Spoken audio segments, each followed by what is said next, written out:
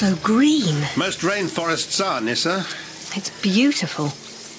Although I have to say, I've seen fishing boats that are smaller than some of those leaves. There's a thought.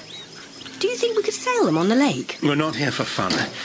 Besides, these are only shrubs. You should see the size that trees can get to. Here, I think it's best if you put this on. Doctor, you're not suggesting we go swinging through the trees or anything silly, are you? Why? You're scared of heights? I thought you would be, after falling off that telescope on Earth. Yes, well, if I'd had a rope and harness like this back then, I'd still be handing out the jelly babies in a mile-long scarf. And you'd probably have tripped over it and plummeted to your death anyway. Can you actually die? Yes. And that's another reason why we're going to use these. I borrowed this rucksack from Mallory and Irvin just before their final attempt on Everest. George, I said, you lose your gloves on the mountain, you lose your life. Never saw him again. So is that why these gloves say G. Mallory inside? Probably a spare pair. Now then, carabiners, crampons, ice pick? No, thank you. There, safe as houses.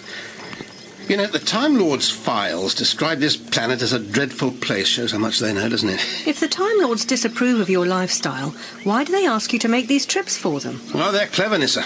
They occasionally ask me to go to places they know I'd give anything to see, knowing that if I didn't, they'd only send some bureaucrat who wouldn't appreciate it properly. So who is it this time, then? Alien invaders or a mad scientist? A fellow Time Lord, strangely enough, Cardinal Zero. Well on his way to getting a seat on the High Council, and who's suddenly decided he's had enough and wants to go and live in the trees. And you're supposed to talk him down? Something like that. Make sure he doesn't damage the time stream. Persuade him to go home and be a good boy. Can't say I blame him for wanting to stay. It's so peaceful here. Ah, that's more like it. Let's go and see what all the noise is about, shall we? Up there? You're sure about this? Perfectly. The TARDIS will be safe enough where it is. Come on.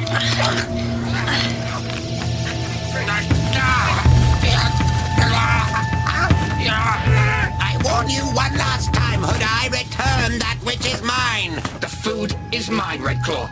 Unless you think yourself up to taking it from me. I have cut you 3 times now. Do not be more of a fool than you already are. You call these cuts? Look at you. I damn near broke your arm. Now leave the food and go before I do something I'll regret. You will suffer for that. Not quick enough, Hood-Eye.